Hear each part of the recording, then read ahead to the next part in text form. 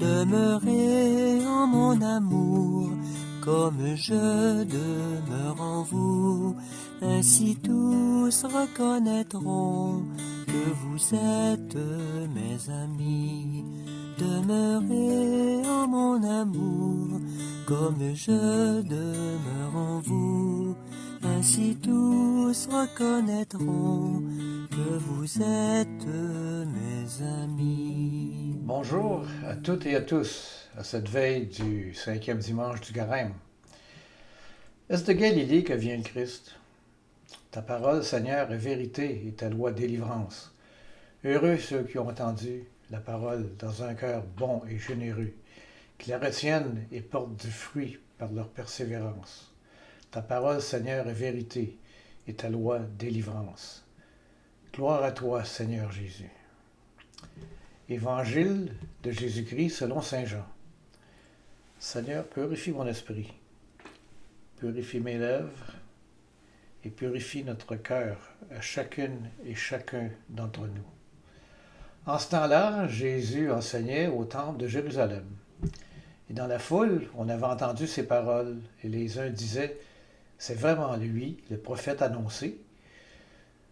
D'autres disaient « C'est lui le Christ ». Mais d'autres encore demandaient « Le Christ peut-il venir de Galilée? L'Écriture ne dit-elle pas que c'est de la descendance de David et de Bethléem, le village de David, que vient le Christ? » C'est ainsi que la foule se divisa à cause de lui. Quelques-uns d'entre eux voulaient l'arrêter, mais personne ne mit la main sur lui. Les gardes revinrent auprès des grands prêtres et des pharisiens qui leur demandèrent « Pourquoi ne l'avez-vous pas amené? » Les gardes répondirent « Jamais un homme n'a parlé de la sorte. » Les pharisiens lui répliquèrent « Alors, vous aussi, vous vous êtes laissé égarer? Parmi les chefs du peuple et les pharisiens, y en a-t-il un seul qui ait cru en lui? Quant à cette foule qui ne sait rien de la loi, ce sont des maudits. » Nicodème, l'un d'entre eux, celui qui était allé précédemment trouver Jésus, leur dit « Notre loi permet-elle de juger un homme sans l'entendre d'abord pour savoir ce qu'il a fait? » Ils lui répondirent « Serais-tu toi aussi de Galilée? Cherche bien, et tu verras que jamais aucun prophète ne surgit de Galilée. » Puis ils s'en allèrent chacun chez soi. Acclamons la parole de Dieu. Louange à toi, Seigneur Jésus. Dans ce passage, nous voyons la division que Jésus provoque parmi la foule et les autorités religieuses. Certains le reconnaissent comme un prophète, d'autres comme le Christ, tandis que beaucoup doutent à cause de son origine galiléenne. Les gardes envoyés pour l'arrêter reviennent bredouilles, sont impressionnés par ses paroles. Jamais un homme n'a parlé comme cet homme. Cette scène révèle le fossé entre les préjugés humains et la vérité divine. Les pharisiens rejettent Jésus en s'appuyant sur des critères géographiques et sociaux, oubliant d'examiner pleinement son message. Seul Nicodème ose suggérer de l'écouter avant de le juger, mais il est rapidement réduit au silence.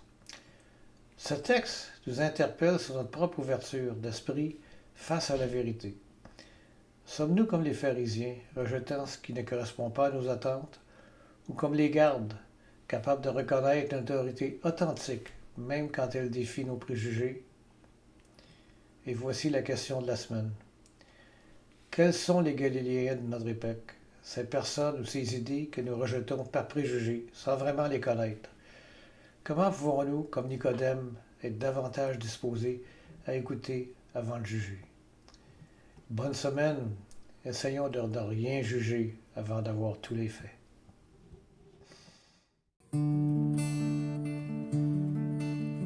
Dieu a semé la parole comme on sème le grain pour que les blés du royaume lèvent jusqu'à la fin.